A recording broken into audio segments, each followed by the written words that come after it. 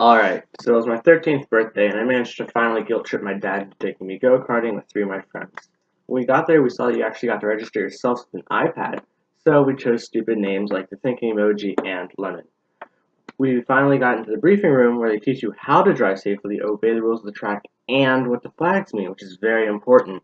When the briefing was happening, I looked over my shoulder and saw a person not paying attention, but I thought nothing of it since they probably have been karting before.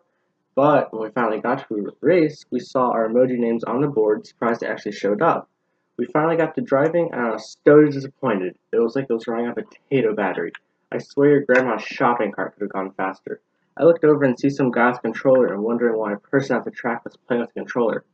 Next thing I know, I just saw Elon Musk's prototype Tesla Roadster. It went from running off a tater to a mini nuclear reactor. Luckily for me, I could react and didn't spin out. Unlike the person that was I soon made a mental note to avoid him the best I could after I saw how he crashed straight into a wall. As I was approaching him due to him driving really slow and crashing a lot, though, the dread built up in me. After all, he had put the track in a complete standstill 3 times already from horrific crashes. Luckily, the man with the flag saw how fast I was and noticed who was in front of me. He, without hesitation, flagged a certain individual to pull over and slow down, something that you would know in the briefing.